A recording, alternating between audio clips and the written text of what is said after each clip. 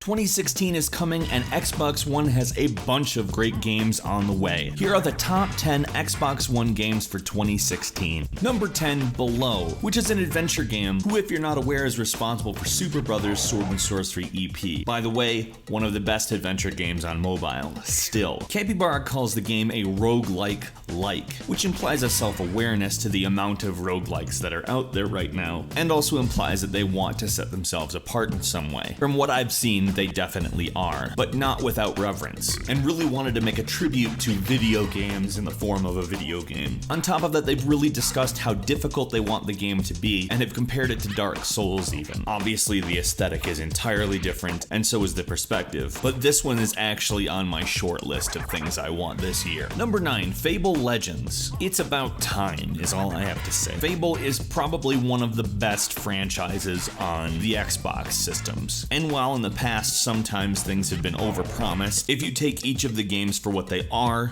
they're phenomenal. And on that same token, it really sounds like Fable Legends is shaping up to be something very cool. The game can be played as a multiplayer game or as a single player game, and the experience is supposedly the same. There's 4 heroes that can all be played as people or AI, and a villain, who is also a player character. The villain actually sees a lot of real-time strategy elements, and has to set up everything in the context of the battle. For instance, the placement of the enemies, and then directing creatures to attack specific heroes. There's also activating portals or gates to damage and split up heroes. The underlying concept sounds pretty different from Fable to me, but if you watch it, it obviously looks like such a Fable game. As a longtime fan of the Fable series, I'm excited. Number 8, Cuphead is a run-and-gun platform game that how can you not be excited for? Look at this thing. It looks like an old Disney cartoon. Like, it even looks like it has the film degradation that would be associated with an old Disney cartoon. There's a world map, so it actually kind of reminds me in some ways of Donkey Kong Country and in some ways of an action RPG.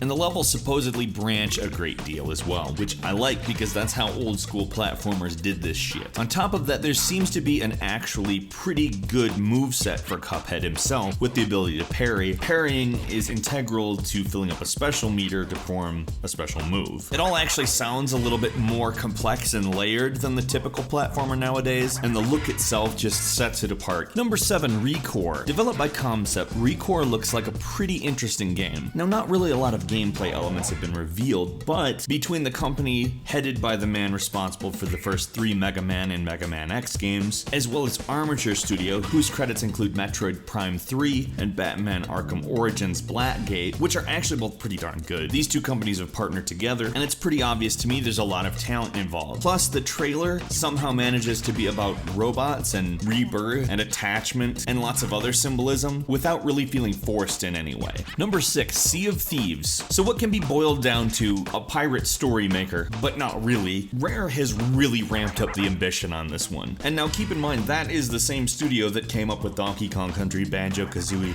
Perfect Dark, and several other titles that have absolutely gone down in the books as classics. The thing that I like about this game is that it absolutely sets itself up for a monumental failure if it's not what it says it is. And you have to appreciate when people set their neck out in that way. As for what it says it is, it's an action-adventure game where the player has control using in-game tools to create the story they want to take part in, or take part in other stories. It's such an open-ended premise that, like I said, is underscored by massive ambition. If this game works, it's going to be one of the biggest games of this generation. Number 5, Scalebound is developed by Platinum Games, and that right there should tell you a lot of what you're getting from it. That means fast-paced, wild action, but this also sounds like an evolution for Platinum Games in that it's being labeled as an action role-playing game. This has been the game that Platinum's basically been trying to make since they started in 2006. Hideki Kamiya cited the game Dragon Slayer from 1987 as an inspiration, specifically talking about gigantic monsters. He's also said it's going to be a hardcore game, so I suspect it's probably not going to be that far off action-wise from what one might expect from Platinum Games, but with a lot more depth underlying. Number 4, Doom. The 2016 version of Doom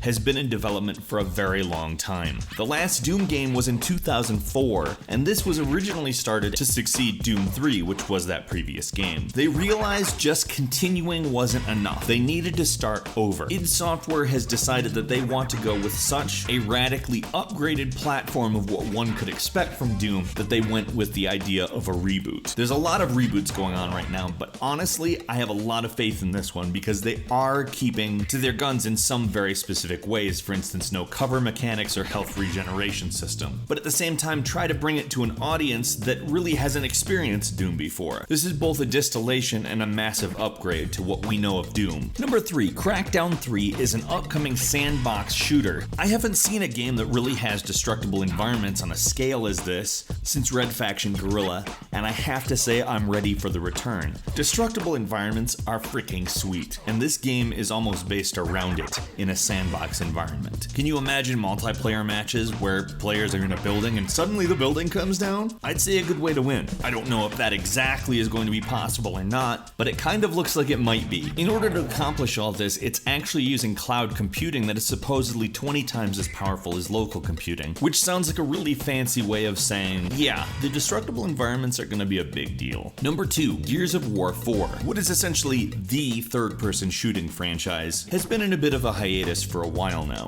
Microsoft was very clever and pulled off a few business deals that are making that change in 2016. What we've seen has shown us much bigger, more complicated monsters, as well as a much more gorgeous terrain and atmospheric effects that generate a sense of feeling that a lot of games actually don't. Gears of War has always been really aesthetically focused, and while I don't know that I'd say they border on super artsy or anything, there's something about the way the games look that really says Gears of War. And finally, number 1 is Quantum Break, which looks to be an extremely ambitious time-based action platforming game. The game starts as a time travel experiment goes wrong and requires you to start reversing bullets, because that's one of your abilities. On top of that, there's going to be some pretty slick environmental puzzles from the sounds of it, and although a lot of time-based games have come out in the last 5 or 6 years, from the description of this game, Braid kind of springs to mind, although in a completely different environment. This looks like it might kind of be the culmination of all that. You know, big budget, AAA, massive event game. And some quick bonus games for you. Mirror's Edge Catalyst looks like a pretty big reboot slash origin slash whatever they really want to call it of Mirror's Edge, which is frankly one of the coolest games that came out the year it did, in a big open world, free running, first person platforming action game. Unravel, which is a physics-based platforming game where you're made up of string that you also have to wind up in the environment to solve puzzles to progress. And finally, For Honor, which is a historical beat-em-up game that brings a lot of strategy to the hack and slash genre that looks extremely compelling. Are you looking forward to any of these games? Leave us a comment and tell us your favorite. Also, don't forget to click the like button. It helps us immensely, and if you're not subscribed to our channel, now's a great time to do it because we upload brand new videos every single day of the week. As always, thank you so much for watching this video, and we will see you again next time right here on Gameranx.